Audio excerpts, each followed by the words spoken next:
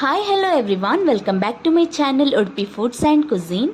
ಇವತ್ತಿಲ್ಲಿ ನಾನು ನಿಮಗೆ ಮಶ್ರೂಮ್ ರೆಸಿಪಿನ ಶೇರ್ ಮಾಡ್ತಾ ಇದ್ದೀನಿ. ಒಂದು ಪ್ಯಾಕೆಟ್ ಮಶ್ರೂಮ್ ಜೊತೆ ಬೇರೆ ತರಕಾರಿನ ಹಾಕೊಂಡು ಹೇಗೆ ಪಲ್ಯ ಮಾಡೋದು ಅಂತ ನಾನಿಲ್ಲಿ ಹೇಳ್ಕೊಡ್ತಾ ಇದ್ದೀನಿ. ತುಂಬಾನೇ ಟೇಸ್ಟಿ ಆಗಿರುತ್ತೆ ಮತ್ತು ಸಿಂಪಲ್ ಆಗಿ ತುಂಬ ಟೇಸ್ಟಿಯಾಗಿ ಇಲ್ಲಿ ನಾವು ರೆಸಿಪಿನ ಮಾಡ್ಕೋಬಹುದು. ಇವಾಗ ನಾವು ಮೊದಲಿಗೆ ಒಂದು ಬೌಲಿಗೆ 1 ಟೇಬಲ್ ಸ್ಪೂನ್ ಅಷ್ಟು ಖಾರದ ಪೌಡರ್, 1 ಟೇಬಲ್ ಸ್ಪೂನ್ ಅಷ್ಟು ಧನಿಯಾ ಪೌಡರ್, ಅರ್ಧ ಟೀ ಸ್ಪೂನ್ ಅರಿಶಿನ ಪೌಡರ್, 1 ಟೀ ಸ್ಪೂನ್ ಕಸೂರಿ ಮೆಥಿನ ಆ್ಯಡ್ ಮಾಡ್ಕೊಳ್ಳೋಣ. ನಂತರ ಇದಕ್ಕೆ ಒಂದು ಸ್ವಲ್ಪ ನೀರನ್ನು ಆ್ಯಡ್ ಮಾಡಿಕೊಂಡು ಸ್ಮೂತ್ ಪೇಸ್ಟ್ ಆಗಿ ಮಾಡ್ಕೊಬಿಡಿ. ಇದನ್ನು ಇವಾಗ ನಾವು ಸೈಡಲ್ಲಿ ಇಟ್ಕೊಬಿಡೋಣ. ಇದು ಚೆನ್ನಾಗಿ ನೆನೆದ್ರೆ ಇದೊಂದು ಸ್ಮೂತ್ ಟೆಕ್ಸ್ಚರ್ ಆಗಿ ಬರುತ್ತೆ. ಅದಕ್ಕೋಸ್ಕರ ಇದನ್ನು ನಾವು ಮೊದಲೇ ಪೇಸ್ಟ್ ಮಾಡಿ ಇಟ್ಕೊತಾ ಇದ್ದೀನಿ.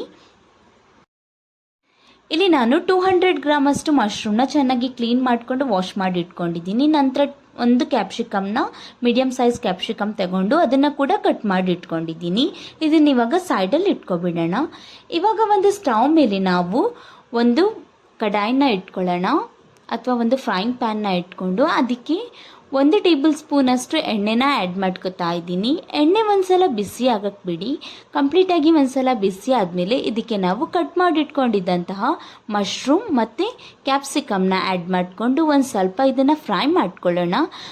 ಒಂದು ನಿಮಿಷ ಇದನ್ನು ಫ್ರೈ ಮಾಡಿಕೊಂಡ್ರೆ ಸಾಕಾಗುತ್ತೆ. ಇಲ್ಲಿ ಇವಾಗ ನೋಡ್ಬೋದು ನೀವು, ಇದು ಚೆನ್ನಾಗಿ ಫ್ರೈ ಆಗಿದೆ. ಇದನ್ನು ಇವಾಗ ತೆಗೆದುಬಿಟ್ಟು ಸೈಡಲ್ಲಿ ಇಟ್ಕೊಬಿಡೋಣ. ಇವಾಗ ಮತ್ತೆ ಇಲ್ಲಿ ಒಂದು ಸ್ಟವ್ ಮೇಲೆ ಕಡಾಯಿನ ಇಟ್ಕೊಳ್ಳೋಣ. ಅದಕ್ಕೆ ಇವಾಗ ಒಂದು 4 ಟೇಬಲ್ ಸ್ಪೂನ್ ಅಷ್ಟು ಎಣ್ಣೆನ ಆ್ಯಡ್ ಮಾಡ್ಕೊಳ್ಳಿ. ಎಣ್ಣೆ ಒಂದ್ಸಲ ಬಿಸಿ ಆದಮೇಲೆ ಇದಕ್ಕೆ ನಾವು 1 ಟೀ ಸ್ಪೂನ್ ಅಷ್ಟು ಜೀರಿಗೆನ ಆ್ಯಡ್ ಮಾಡ್ಕೊಳ್ಳೋಣ.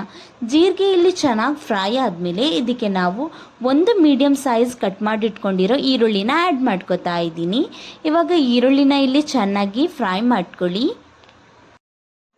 ಇಲ್ಲಿವಾಗ ನೀವು ನೋಡ್ಬೋದು ಈರುಳ್ಳಿ ಚೆನ್ನಾಗಿ ಫ್ರೈ ಆಗ್ತಾ ಬಂದಿದೆ. ಇದಕ್ಕೆ ನಾವಿವಾಗ 1 ಟೇಬಲ್ ಸ್ಪೂನ್ ಅಷ್ಟು ಜಿಂಜರ್ ಗಾರ್ಲಿಕ್ ಪೇಸ್ಟ್ನ ಆ್ಯಡ್ ಮಾಡ್ಕೊಳ್ಳೋಣ.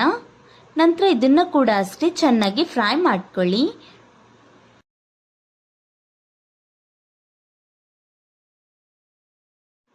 ಇವಾಗ ಇಲ್ಲಿ ನೀವು ನೋಡ್ಬೋದು ಜಿಂಜರ್ ಗಾರ್ಲಿಕ್ ಪೇಸ್ಟ್ ಕೂಡ ಚೆನ್ನಾಗಿ ಫ್ರೈ ಆಗಿದೆ. ಇವಾಗ ಇದಕ್ಕೆ ನಾವು ಆವಾಗಲೇ ರೆಡಿ ಮಾಡಿಟ್ಕೊಂಡಿದ್ದಂತಹ ಪೇಸ್ಟನ್ನು ಆ್ಯಡ್ ಮಾಡ್ಕೊಳ್ಳೋಣ. ನಂತರ ಇದನ್ನು ಕೂಡ ಅಷ್ಟೇ ಒಂದು ಸ್ವಲ್ಪ ಚೆನ್ನಾಗಿ ಇದರ ಜೊತೆ ಫ್ರೈ ಮಾಡ್ಕೊಳ್ಳಿ.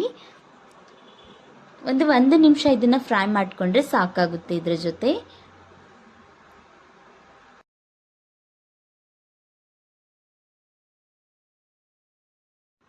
ಇವಾಗ ಇಲ್ಲಿ ಇದನ್ನು ನೀವು ನೋಡ್ಬೋದು ಚೆನ್ನಾಗಿ ಫ್ರೈ ಆಗಿದೆ.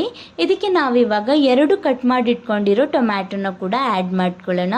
ನಂತರ ಇದನ್ನು ಕೂಡ ಅಷ್ಟೇ ಟೊಮ್ಯಾಟೊನ ಚೆನ್ನಾಗಿ ಫ್ರೈ ಮಾಡ್ಕೊಳ್ಳಿ. ಟೊಮ್ಯಾಟೊ ಎಲ್ಲ ಇವಾಗ ಚೆನ್ನಾಗಿ ಸ್ಮ್ಯಾಶ್ ಆಗಬೇಕು. ಅಷ್ಟಗಂಟ ಇದನ್ನು ನೀವು ಫ್ರೈ ಮಾಡ್ಕೊಳ್ಳಿ. ಇಲ್ಲಿವಾಗ ನಾನು ರುಚಿಗೆ ಬೇಕಾದಷ್ಟು ಒಂದು ಸ್ವಲ್ಪ ಉಪ್ಪನ್ನ ಕೂಡ ಆ್ಯಡ್ ಮಾಡ್ಕೊತಾ ಇದ್ದೀನಿ. ನಂತರ ಇದನ್ನು ಮತ್ತೆ ಚೆನ್ನಾಗಿ ಫ್ರೈ ಮಾಡ್ಕೊಳ್ಳೋಣ. ಇಲ್ಲಿವಾಗ ನೀವು ನೋಡ್ಬೋದು ಟೊಮ್ಯಾಟೊ ಚೆನ್ನಾಗಿ ಫ್ರೈ ಆಗಿದೆ. ಇದಕ್ಕೆ ನಾನಿವಾಗ 1 ಕಪ್ ಅಷ್ಟು ಮೊದಲೇ ಬೇಯಿಸಿಟ್ಕೊಂಡಿದ್ದಂತಹ ಬಟಾಣಿ ಕಾಳನ್ನು ಆ್ಯಡ್ ಮಾಡ್ಕೊತಾ ಇದ್ದೀನಿ. ನಿಮ್ಮ ಹತ್ರ ಹಸಿ ಬಟಾಣಿ ಇದ್ದರೆ ಅದನ್ನು ಕೂಡ ಇಲ್ಲಿ ಆ್ಯಡ್ ಮಾಡ್ಕೋಬೋದು. ಇಲ್ಲಾಂತಂದರೆ ಇದು ನಾನು ಒಣ ಬಟಾಣಿನ ತಗೊಂಡು ರಾತ್ರಿ ಎಲ್ಲ ಸೋಕ್ ಮಾಡಿಕೊಂಡು ನೀರಲ್ಲಿ ಆಮೇಲೆ ಇದನ್ನು ನಾನು ಬೇಯಿಸ್ಬಿಟ್ಟು ಇದಕ್ಕೆ ಆ್ಯಡ್ ಮಾಡ್ಕೊತಾ ಇದ್ದೀನಿ. ಡೈರೆಕ್ಟಾಗಿ ಇಲ್ಲಿ ಬೇಯಿಸೋಕ್ಕಾಗಲ್ಲ, ಅದಕ್ಕೋಸ್ಕರ ಕುಕ್ಕರಲ್ಲಿ ವಿಷಲ್ ತಗೊಂಡಿದ್ದೀನಿ ನಾನು. ಆಮೇಲೆ ಇದನ್ನು ನಾನು ಇದಕ್ಕೆ ಆ್ಯಡ್ ಮಾಡ್ಕೊಂಡಿರೋಂಥದ್ದು. ಇವಾಗ ಇದನ್ನು ಇದ್ರ ಜೊತೆ ಮಿಕ್ಸ್ ಮಾಡ್ಕೊಳ್ಳೋಣ. ಒಂದ್ಸಲ ಇದ್ರ ಜೊತೆ ಮಸಾಲೆ ಜೊತೆ ಇದು ಚೆನ್ನಾಗಿ ಮಿಕ್ಸಪ್ ಆಗಲಿ. ಇವಾಗ ಇದಕ್ಕೆ ನಾವು ಆವಾಗಲೇ ಫ್ರೈ ಮಾಡ್ಕೊಂಡಿದ್ದಂತಹ ಮಶ್ರೂಮ್ಸ್ ಮತ್ತು ಕ್ಯಾಪ್ಸಿಕಮ್ನ ಆ್ಯಡ್ ಮಾಡ್ಕೊಳ್ಳೋಣ. ನಂತರ ಇದನ್ನು ಕೂಡ ಇದ್ರ ಜೊತೆ ಚೆನ್ನಾಗಿ ಒಂದ್ಸಲ ಮಿಕ್ಸ್ ಮಾಡ್ಕೊಳ್ಳಿ.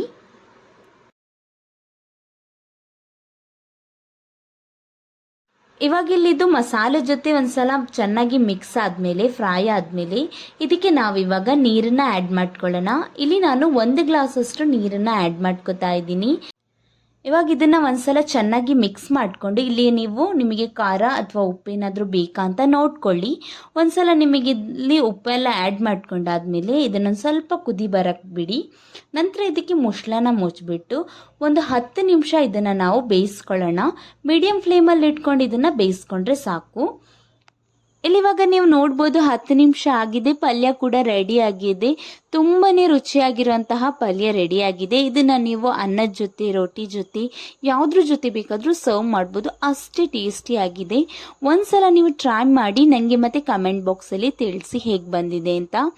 ಐ ಹೋಪ್ ರೆಸಿಪಿ ಇಷ್ಟ ಆಗಿದೆ ಅಂತ ಅನ್ಕೋತೀನಿ. ಇಷ್ಟ ಆಗಿದ್ರೆ ಒಂದು ಲೈಕ್ ಮಾಡಿ, ಮತ್ತೆ ನನ್ನ ಚಾನೆಲ್ನ ಸಬ್ಸ್ಕ್ರೈಬ್ ಮಾಡೋದನ್ನ ಮರಿಬೇಡಿ. ಮತ್ತೆ ನಿಮ್ಮ ಫ್ಯಾಮಿಲಿ ಫ್ರೆಂಡ್ಸ್ ಜೊತೆ ಎಲ್ಲ ಶೇರ್ ಮಾಡಿ.